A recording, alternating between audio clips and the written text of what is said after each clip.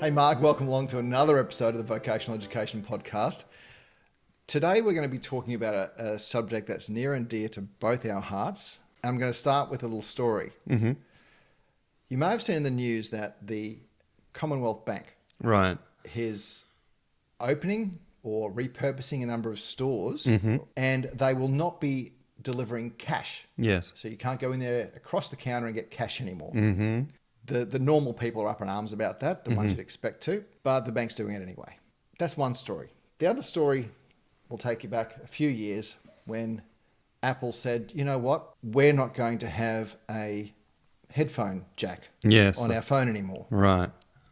And what happened? They did it anyway, right? Mm. People whinged, but they did it anyway and people got over it. Yeah. And now everything's Bluetooth. The reason I'm sharing these stories is that we have people attend our training who say, I prefer to write this out on a piece of paper. And up till now, we've given them that option. Here you go. You can print out the workbook, write out all your answers, fill out all your paperwork, literally on paper. Mm. As of the new TAE 22, Yes. in fact, more specifically, the online version, we're removing that downloadable workbook. Right. For the same reason. Mm. Things are progressing. Yeah. If we don't do that, Mm-hmm. it's actually going to hold them back as trainers and assessors in the digital world. Yes. And it's going to hold us back as people who have to every now and then supply that, get it posted back to us or emailed back to us. Trainers and assessors have to sit there and manually go through something that, we have to do for evidence reasons. Yeah. So I think that probably illustrates my opinion of someone entering a Cert 4, what their level of digital literacy either should be or needs to be by the time they graduate. Mm. How do you feel about, or what's your experiences around digital literacy and students? And feel free to share your most recent example if you like. I'm going to say one of the hardest things with the TAE is it's a trainer assessor role in such a variety of industries. So you could get a trainer assessor who works in maybe baking cakes, or someone that works on a mine site, or someone that works in the corporate space. And each of those people will have different levels of digital literacy that they bring to the party, and then different levels of expectation that they're going to be required as a trainer to actually perform. And so by its sheer nature of having such a wide variety of audiences, you do attract people that have got such a wide, range of beginner to zero to they've just never touched it, never needed to use it. But then as a trainer, they may need to actually make a session plan. They've never made one before. They do need to open up Word. They do need to know how to save a document. And yes, in a recent experience, I've had 2 students this week that never knew how to save a document before. And it may sound arrogant, but going through a tertiary experience and graduating university, or even going through high school these days, we would make the assumption that you know how to use Word to the extent that you can save a document or you can open a file on your computer. But yes, I guess there's the aspect of eventually I'll say something terrible. These people will die out, or that these people will no longer be part of. I guess it's going to be a generational change, and as you say, society will evolve, and it comes back to, as a trainer or assessor, part of your responsibility is keep up with the changes that are happening. Now, I guess in the medical field, if the latest robot comes out and the latest robot or the operating machine comes out, and you're a doctor and you still insist on using a scalpel to do something, but already there's a robot out there that does that and you need to be able to do that, there's the expectation you're stepping up to the plate and you're learning the new technologies. As a trainer or assessor, there's just an expectation that you've got to be able to go, okay, the expectation is I know how to use Word, I know how to make a PowerPoint.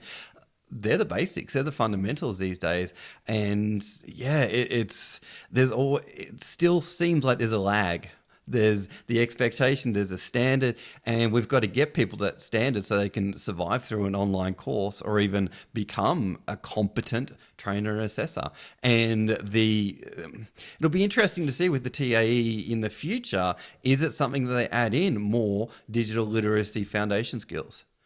Because I think the digital literacy framework isn't really clear enough, and it doesn't really stipulate strongly enough what a competent assessor and trainer really needs to be able to do in the vet sector. So in the new TAE, there are references now to digital skills in the foundation skills. So I think they've taken that step. They said, okay, well, we need to recognise that forms an essential part of the role. Yeah. Something I took away from what you just said then that I think is we need to really hone in on is that if you don't do it, if you're not keeping up to date, then you're not actually ticking the box of currency. Yes. Right? You're not ticking that box that I am a current trainer and assessor. So that's one. The other thing that it made me think about is that if you're learning anything in vocational education, sure, it might be contextualized to your industry if you're lucky enough to have a corporate training environment. But it still has to hit the national competency standards. Yes. And therefore, whatever certificate for you or diploma you receive from whoever should be transferable. Yes. To any other context or environment where you need to use it. And training assessment's a great example, because you're dead right. We will get people from all walks of life who don't use a computer on a daily basis, might not use a computer at all if they don't have to. And I'm thinking mainly trades, but my experience with trades through family members especially has been that one partner, like if they're a married couple, one partner will be the tradesperson, the other partner will be doing all the records at home, right? That's been an experience that I've had. Not that that's how it all works, but that might be one example. Another example might be the tradesperson themselves has to go back and do their invoices, but that's as good as they get on the computer. Don't ask me to do anything else. And now that tradesperson, after 30 years on the tools, wants to train.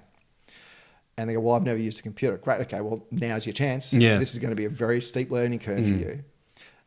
And we who are running the training assessment qualification, though, we only have this amount of time with them to upskill them. Yes. So what can we do if we're faced with that person who hasn't needed to, now needs to, because that's the transferable qualification they're going for, learn those digital skills? What do we do with them? I'm going to say, first of all, it comes back to mindset and setting the expectations, and even pre-course having the frank conversation. If you're about to study a course online, either virtually or even, self-paced, you're going to need to develop these skills. Or part of the course is you need to be able to do these things, and setting those expectations. Then I guess pre-course, or before someone actually gets officially started, so to speak, there are certainly a number of modules or a number of courses that we can send through to them and recommend. And yes, ideally, if the trainer can spend an hour with them or 30 minutes before they, hit the ground, so to speak, that's great. If they can learn the basics of how to save a document, how to create a folder, how to receive an email, how to actually attach a document to an email, all these things. But on the flip side, once that time has been spent, they do have a much better, I guess, self-confidence, and they do have a bit of pride around the fact they've learnt these skills, and which is really, really important. But I think going forward, all the traditional days of, as you say, write on paper and submit, I think are gone. And I think that if you're doing education going forward, and I think in a previous podcast we talked about the impact of AI, and I think going forward in education, you're going to be faced with using a computer. And these days, with generations coming through, I know my daughter, my teenage daughter, can use a computer probably better than I can, and she grew up using PowerPoint when I barely knew what it was.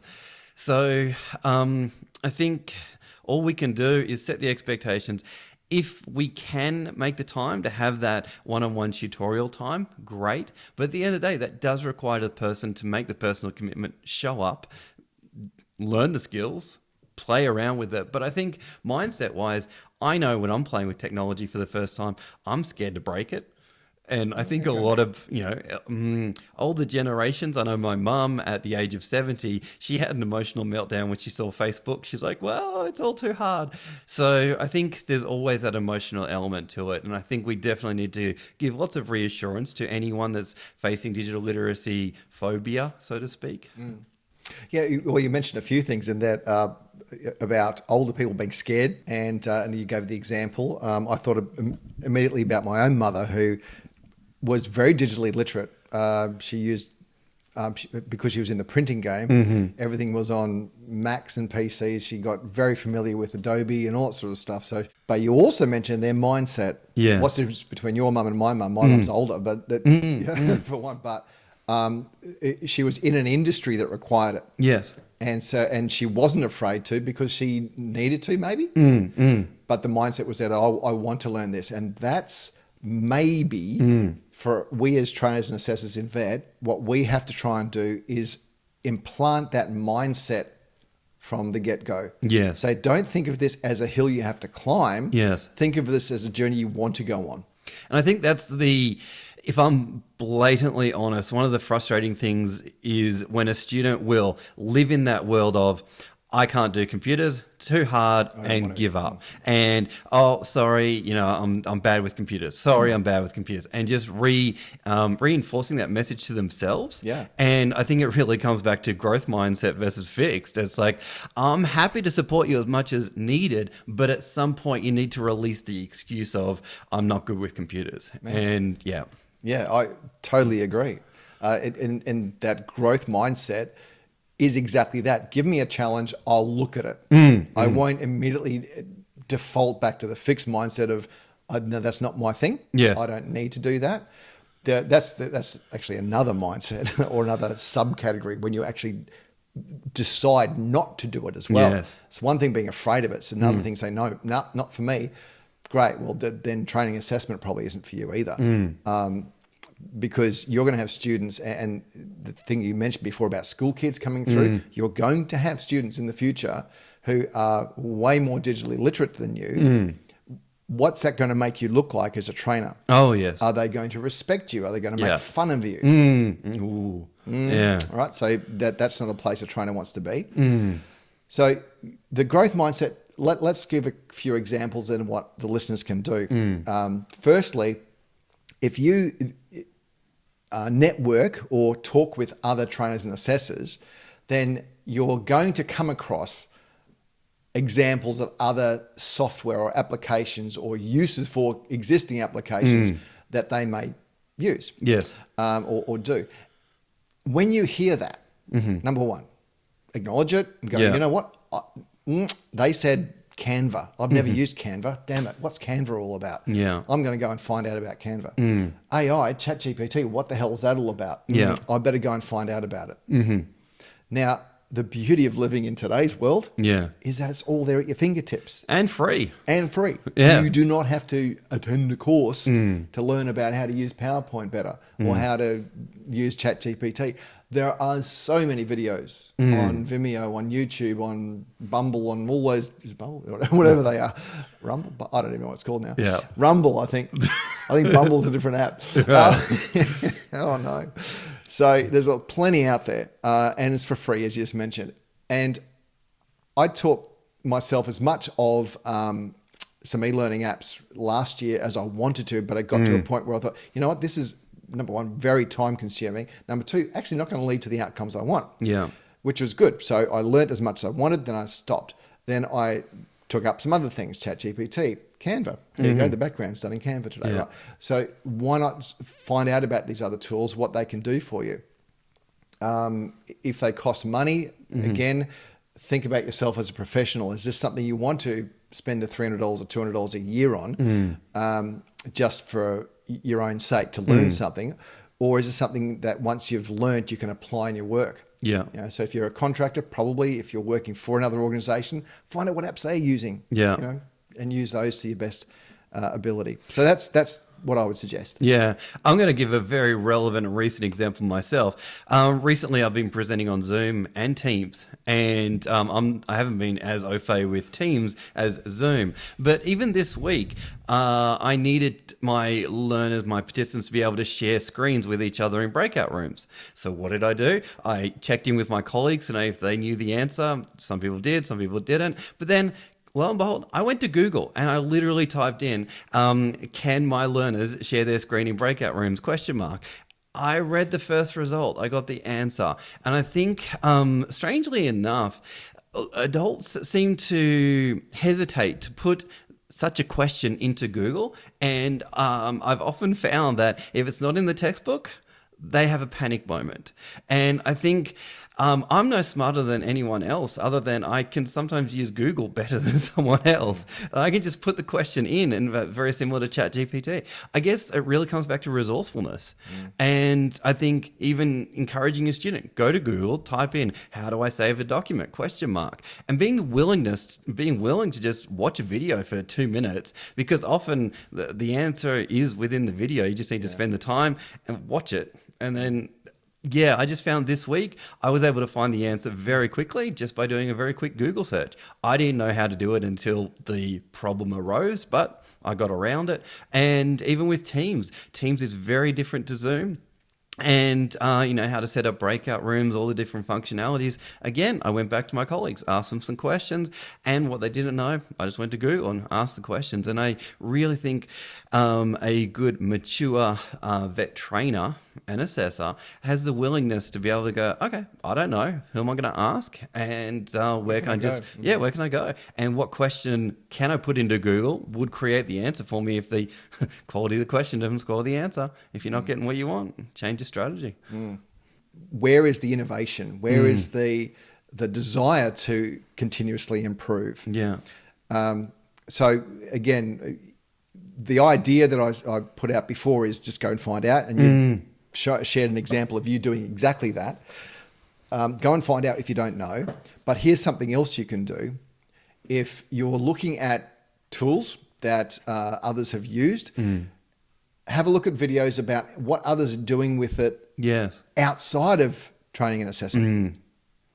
Because I'll give you another example. Now, there are a lot of AI tools for image generation. Yes. And also they're starting to, they're around for video generation as well, but they're not that great yet. And that's probably going to take a bit of time because there's so much to compute. But image generation now has got to a point where the images that are being generated are fantastic. Right. And you can do it for free. Right? There are tools out there for free. I might, when I do this recording, I might try and find one of the ones that I was using the other day. I think it's called Leonardo. There you go, Leonardo.ai. Now, I use this tool because it's free, because I'm a cheapskate, and I didn't want to spend hundreds of dollars, or I didn't want to lose myself down the Midjourney rabbit hole. But I typed in, some prompts about teachers in classrooms and about students and about training someone on the job. And these are the sorts, I don't know if you can see that, but these are the sorts of images it came out with, like trainers being excited in a room, or students having a coffee, So these are the sorts of images it came out with. They're obviously fake, but that's the choice I made, because you can set a lot of settings on it. But the reason I'm sharing that isn't because I wanted to generate images for training necessarily. I just wanted to find out what was happening out there in image and video generation, because we are always creating stuff for our students, and to contend with the copyright laws around that can be a pain. And often even just finding an image that's right is a pain. So I thought, well, how can I marry these two ideas together? I went looking at about 5 or 6 different image generators from Midjourney was the other big one, and also Firefly from Adobe. Firefly, the results came out terribly. Midjourney was just too complicated, but apparently it can do very well by the time you get to it. And that was the cheapest, easiest one that I could find. So that is continuous improvement. Innovation, though, is when you look at something like someone does in an industry completely different from yours and think, Yeah. how can I transfer that to education? Yeah.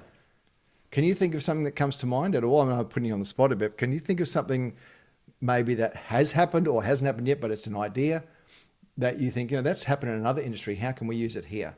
My brain actually goes to content generation and how can we, so maybe in the corporate space, you're maybe teaching things like leadership or you're teaching things even around sales and marketing. And then, okay, looking at a website like that and then drawing that in, going, okay, well, what are the implications around that for artists and for graphic designers and those kind of things, and generating discussions from that. And so again, I think it raises the importance of being aware of what's happening in society, what's happening in the current space, and then being able to go, okay, how can I create content or spark new ideas, new concepts from that, and then maybe what activities can I generate from using those websites, and how can I get people to think using those websites? What activities, what assessments could I create using those websites? And that would be really cool. Yeah. So what I did recently, and you just nailed it there with activities, is I looked at, there's a lot of YouTube channels around AI. I know we've gone off that subject now, but we're talking about digital literacy, and this is like the extreme version of it. But we looked at, they were just talking about AI because I'm interested. I want to know, again, growth mindset. I want to know. So I watched this and he wasn't talking about education at all. He was just talking about what these things can do. And what I was trying to do is marry up with what he was saying with some ideas, or was it sparking any ideas in me that I could then use? And that was that example then with that Leonardo. But that idea of letting, I guess, information into your head so that your ideas can then sprout from that. Yes. Is honestly, I wish they taught that at school. That's, it's not critical thinking even, which is also another great subject for school, but it's kind of like that. It's like, don't just tell me the steps I've got to follow. Show me all the steps and let me choose how to do it. Yeah. Because through that trial and error, then I learn. And not that I'm telling everybody go through trial and error, because that's a very long way of doing things. But when it comes to digital literacy, don't be scared of breaking it. Yeah. Trial it, make the errors, figure out how to do it better. Yeah. Geez, me and Microsoft Word go back a long way, but we are still frenemies because sometimes I get tables that just won't play the game, or I get, I'm trying to do page breaks instead of section breaks, and there's things in that program that's been around since the early 90s, late 80s even, that is still doing my head in as far as trying to get around it. But it's about not being scared of breaking it. Just go, look, if it doesn't work, I've saved the document over here. I can always open it up again. As long as you know how to save documents. Yes. Yes. Right. Yeah. So, Mark, before we end this discussion, is there anything else, like the examples that you had, especially the recent ones, are really pertinent, but is there anything else you want to share about digital literacy? What other things maybe are on your mind about that for potential students of vocational education? I think I'm going to come back to RTOs making a decision about what is an acceptable level and what's not. And I think we seem to do that with language literacy and numeracy. And we seem to go, okay, reading and writing, yes, you need to be at a certain standard to be able to enroll. And with digital literacy, I think RTOs need to be able to have a pre-course course that they go through or something to really set the expectations, but also help learners know what's going to be required, because otherwise a student may enroll and may have different expectations, or may have extra requirements that are beyond what's capable for the RTO to actually provide. And I think it's a balancing act. And at the end of the day, students need to be aware of, okay, going forward as a trainer assessor, you need to be able to do X, Y, Z. And if you're not there yet, well, you need to put in the work, just like language literacy and numeracy. That reading and writing, you need to be able to do it to this level for your job. Okay, well, digital literacy, if you're stepping into a course that in the future you're going to need to be able to do, create assessments, and you're going through a course on learning how to create assessments, guaranteed, probably you'll need to create those assessments on a computer, right? Surely not. Can't you just handwrite them and use a ruler? And then a photocopy, or maybe a photocopy. Maybe. But I think at the end of the day, everyone respects transparency. Everyone respects right expectations, and just setting people up for success is so important. And I think more and more we're going to have less and less of the exceptions to the rule as generations go on. Yeah. That's something that I know you said dying off before. That sounds terrible, because I put myself in that category as far as like, hey, I'm in my 50s. I could be dying off sooner than later. But it's also instilling or distilling that growth mindset in people who are older. But yes, when the new generations come through, it's not even going to be an issue. It's not going to be an issue. Digital literacy will not be the issue in 10 or 15 years' time. It's an issue now. Speaking of courses, I just brought this up quickly, and I'll share it with the guys who are watching the video version of this. But basically, we have created a free program for people who have zero digital literacy skills. It's Windows for Beginners. Talks about saving documents, opening email attachments, using PowerPoint.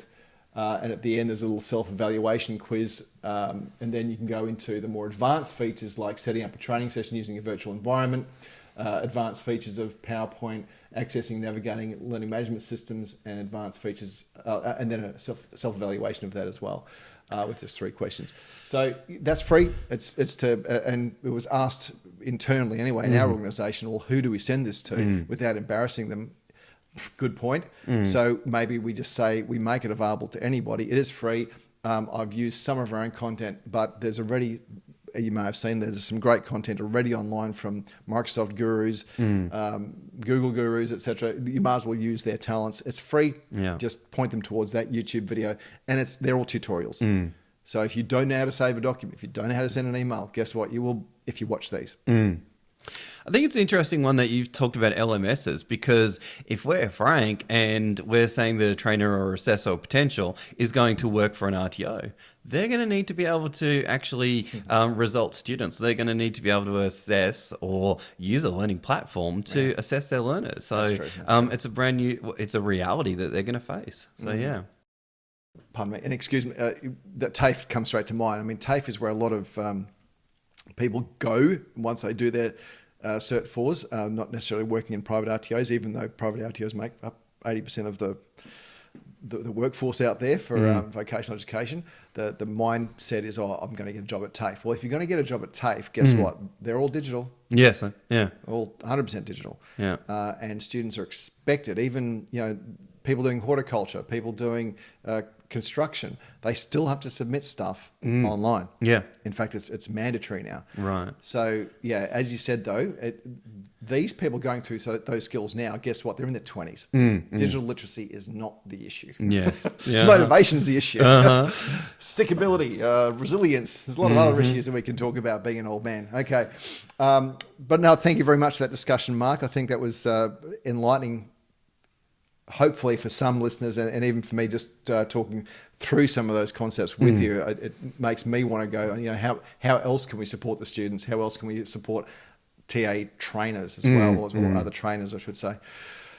But yeah, thank you so much for the time today. Thanks, Dan.